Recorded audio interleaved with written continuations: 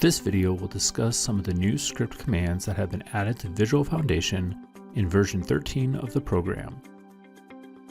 Let's get started.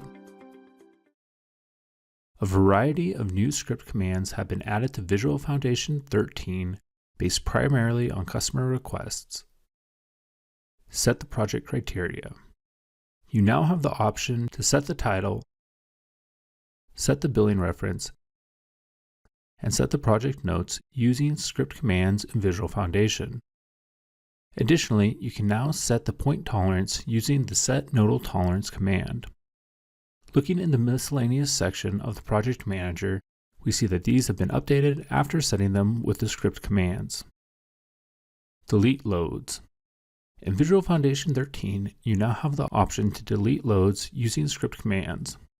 The delete load command can be used to delete the loads on a specific object in the active service case. The delete load command can also be used to delete loads on a specific object in a specified service case. Additionally, the clear loads command can be used to clear all of the loads in an active service case.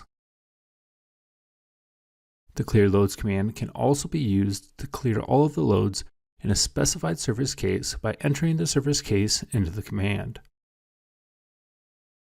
Generate custom load combinations. Per a customer request, you can now add a custom load combination using the Add Custom Combo script command. In this command, you will need to specify the name of the custom combination, specify the combo type, and then add the various factors for the various load service cases. After entering the combination, it will appear in the Load Combinations tab of the Load Case Manager. Extract results on a per slab basis. Per another customer request, you can now extract analysis results from the model on a per slab basis using script commands. Looking in the help file under the Slab Results section shows that over a dozen new commands have been added.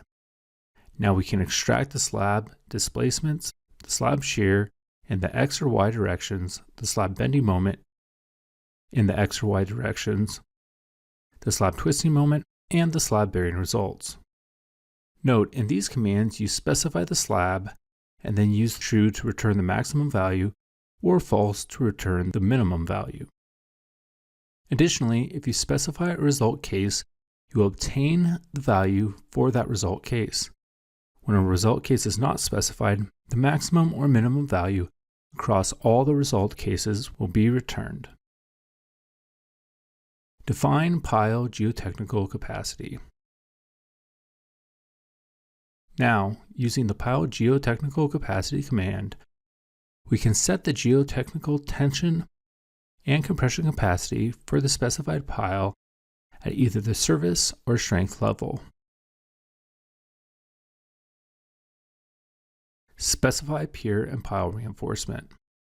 As requested by yet another customer, the longitudinal and confining reinforcement for a pier or pile can be set using the Set Round Reinforcement or the Set Rectangular Reinforcement commands.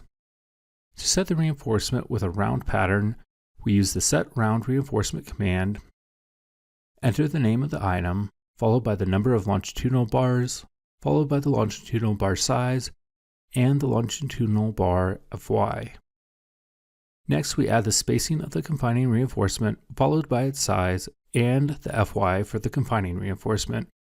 We use true if the confining reinforcement is a spiral, and false if ties are used. We can look in the reinforcement dialog to see that the reinforcement has been defined. To set the reinforcement with a rectangular pattern, we can use the Set Rectangular Reinforcement command. Next, we enter the name of the item, specify the number of intermediate bars on the Z face, and then specify the number of intermediate bars on the Y face. We follow this by the longitudinal bar size and the longitudinal bar Fy. Next, we add the spacing of the confining reinforcement, followed by its size, and Fy for the confining reinforcement. After hitting enter, we can look in the reinforcement dialog to see that the reinforcement has been defined.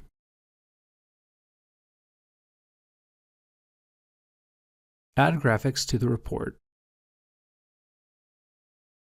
Finally, the option has been added to set the visible result case using the setVisibleRC script command. Also, the option has been added to add graphics to the report using the Add Graphics to Report command. With these new commands, we could say, for example, for each result case in the strength results, set the visible service case, and then add the graphics for that result case to the report. Switching to the report, we see that a graphic has been added to the report for each result case.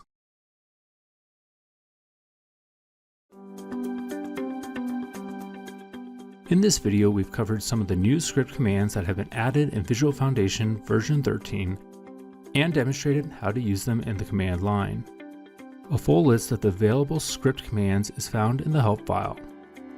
More advanced programming can be performed in external scripts that are read into the program as discussed in the external scripts training video.